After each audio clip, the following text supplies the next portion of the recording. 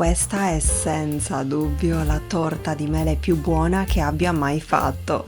Ciao a tutti, oggi ritorno con una dolce ricetta, l'intramontabile torta di mele.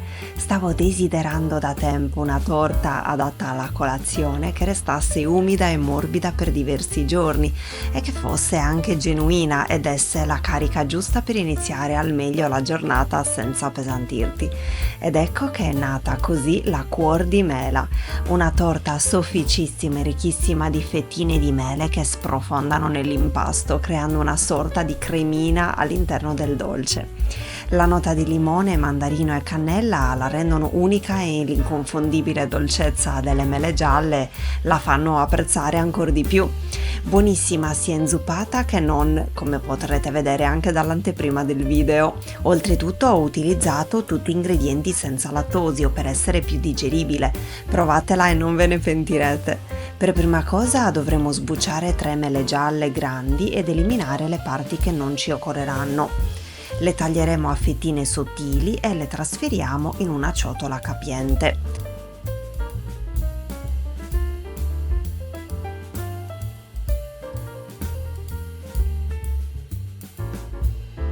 Dopodiché spremeremo sopra di esse un limone piccolo filtrando il succo con un colino in modo tale da non far cadere i semini.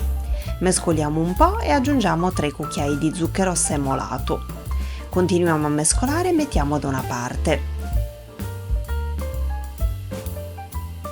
Ora ci occuperemo dell'impasto della torta. In un'altra ciotola versiamo 170 g di zucchero, 3 uova grandi a temperatura ambiente, un pizzico di sale, la scorza grattugiata di un mandarino e di un limone, entrambi biologici e quindi con la scorza edibile, e in ultimo anche un bel cucchiaino di cannella in polvere.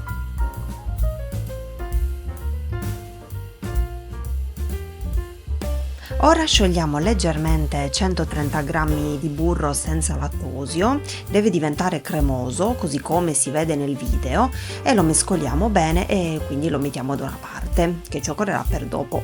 Nel frattempo monteremo per bene il composto di uova, zucchero e aromi, così con lo sbattitore elettrico alla massima velocità per almeno 5 minuti. Il composto dovrà risultare bello spumoso e chiaro. Aggiungiamo piano piano mentre le fruste sono in funzione anche il burro morbido, eccolo qui.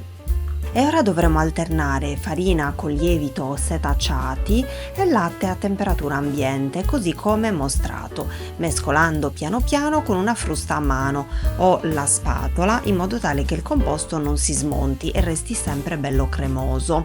Facciamo alcuni movimenti, ecco così, dal basso verso l'alto. Le dosi sono 300 g di farina 00, una bustina di lievito vanigliato per dolci, quella classica insomma da 16 grammi, e 225 ml di latte senza lattosio.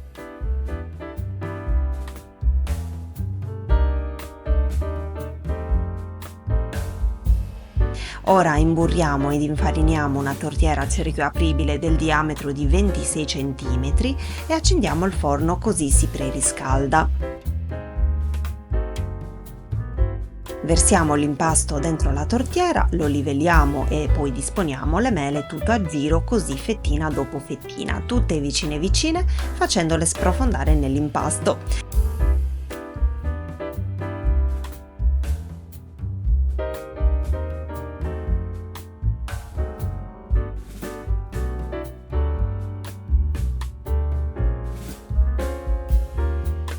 Ed eccola tutta completata. Wow, che sogno, quante mele sbucano fuori!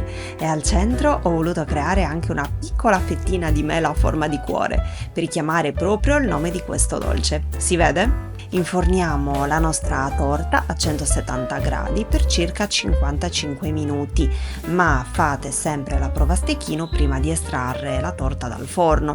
Una volta cotta la lasceremo dentro il forno spento con lo sportello leggermente aperto per una decina di minuti e poi la potremo togliere e attenderemo circa una mezz'oretta per sformarla e così ancora tiepida magari, ecco, e impiattare e gustare. Ma guardate che bellezza di dolce sotto i nostri occhi e che peccato che non potete sentire in diretta anche il profumino che ha emanato, stupenda! Che bello poi l'interno, così strapieno di mele e come affonda bene la lama del coltello per mostrarvi la prima super fetta.